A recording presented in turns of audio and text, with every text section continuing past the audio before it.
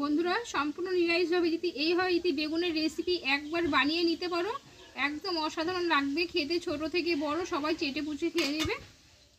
নমস্কার বন্ধুরা, আমি কাকুলি কিচেন হাউসে সবাইকে স্বাগত জানিয়ে প্রতিদিন তোমাদের কাছে নতুন রেসিপি নিয়ে চলে এসেছি। তা আজকে খুব মজার রেসিপি। নিরামিষ দিনে আমাদের অনেক সময় মাথায় হাত পড়ে যায় যে কী রান্না করবো কী না রান্না করবো, তাই আজ তোমাদের সম্পূর্ণ নিরামিষভাবে একটা বেগুনের রেসিপি করে দেখাবো। তাহলে চলো, নিশ্চয়ই ভালো লাগে, প্রথম থেকে শেষের সাথে দেখতে থাকো। দেখো এখানে বেগুনটা কেটে নিয়েছি একদম নরম জালি, আর এখানে এক পিস আমি আলু কেটে নিয়েছি, একটু মোটা সাইজের আলুটা। তাহলে চলো উনুনটা ধরিয়ে নিই। দেখো উনুনটা ধরিয়ে কড়াটা গরম করে নিয়েছি, আর পুরো রান্নাটা আমি সাদা তেলে করব। কিছুটা আমি সাদা তেল দিয়ে দিলাম কড়াতে। এবার বেগুনগুলোকে আমি কষে নিব। অল্প একটু দেবো হলুদ গুঁড়ো দিয়ে অল্প আছে। এইবার বেগুনগুলো একটু ধীরে ধীরে কষে নিব।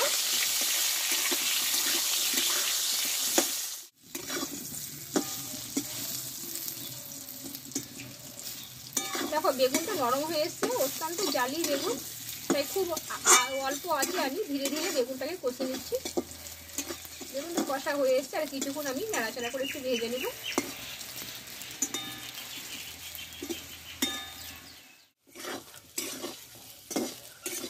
দেখো বেগুনটা ভালোভাবে আমি কষে নিয়েছি।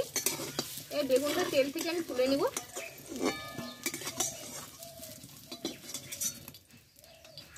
এই কড়াইয়ে আমি আরও কিছুটা আমি তেল দিয়ে দেবো, সাদা তেল দিয়ে আলুগুলোকে কষে নেব।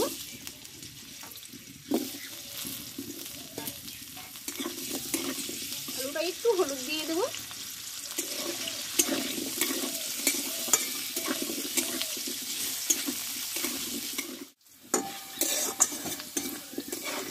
দেখো আলুটা আমি অল্প আছে খুব ধীরে ধীরে কষে নিয়েছি। এবার আমি আলুটা একটু লবণ দিয়ে দেবো, তাহলে কি হবে আলুটা একটু নরম হয়ে যাবে।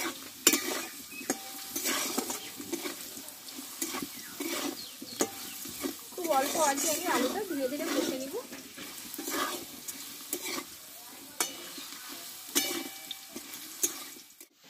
দেখো আলুটা কষা হয়ে গেছে, এই আলুটা আমি তেল থেকে তুলে নিব। তোমরা এই রান্নাটা সরষের তেলেও করতে পারো। এবার এই তেলে আমি দুটো শুকনো লঙ্কা দেবো, আর একটা গোটা তেজপাতা ছিঁড়ে দুটো করে দিয়েছি। আর এখানে দিব দুটো ছোট এলাচ, লবঙ্গ, দারচিনি, আর দেবো হাফ চামচের কম গোটা জিরে,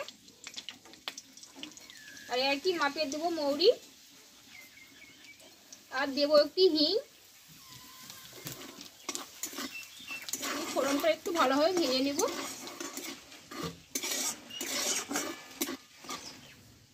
আর এখানে দুটো আমি টমেটো কেটে নিয়েছিলাম, এই টমেটোটা দিয়ে দেবো। আর দেবো একটু হলুদ গুঁড়ো, আর দেবো স্বাদ মতো লবণ দিয়ে টমেটোটা একটু ভালো করে কষে নেব। আর এখানে নিয়েছি কাঁচা লঙ্কা, আদা আর গোটা জিরে আমি বেটে নিয়েছি, দিয়ে দেবো। দিয়ে মশলাটা একসঙ্গে ভালোভাবে কষে নেব।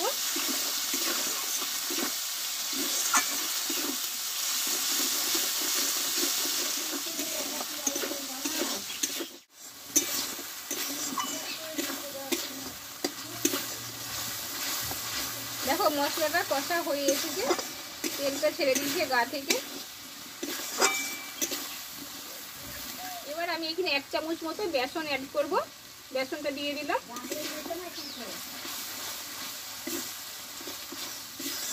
এই মশলার সঙ্গে একসঙ্গে ভালোভাবে একটু কষে নেব।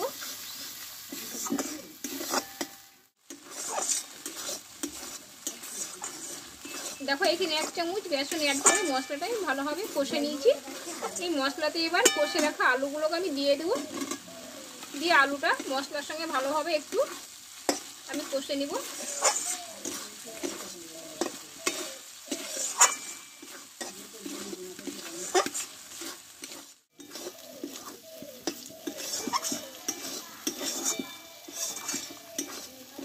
দেখো মশলাটা আলুর সঙ্গে ভালোভাবে কষে নিয়েছি আমি।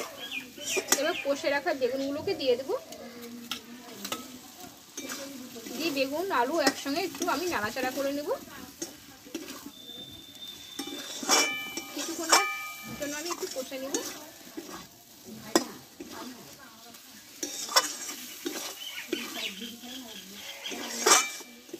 তরকারিটা পুরো একদম মাখো মাখো হবে।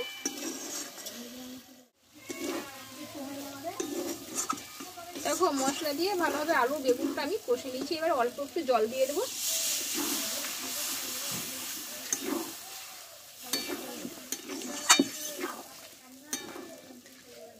ভালো করে নাড়াচাড়া করে নেব।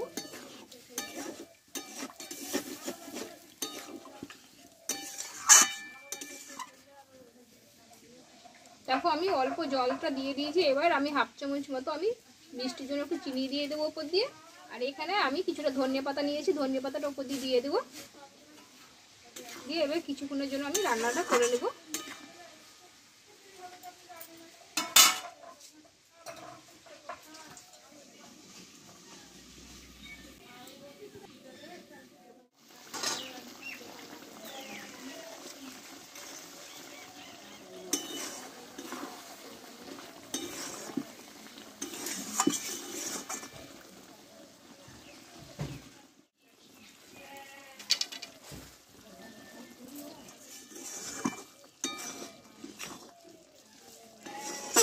দেখো বন্ধুরা পুরোপুরি রান্নাটা আমার রেডি।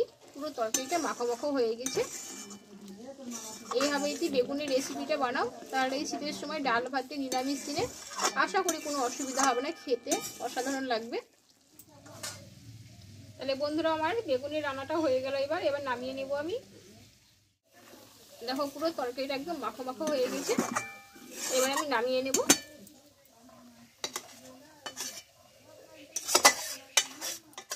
বন্ধুরা বেগুনের রেসিপিটা আমার হয়ে গেল। তা তোমাদের কেমন লেগেছে অবশ্যই কমেন্ট করে জানাও। আর যদি ভালো লাগে একটা লাইক দিয়ে দিও, আর বন্ধুদের কাছে মেলা করে শেয়ার করে দিও, সবাই তোমার ভিডিওটা দেখতে পাই। আবার পরের রেসিপি নিয়ে তোমাদের কাছে আসবো। তোমরা ভালো থেকো, সুস্থ থেকো, টাটা।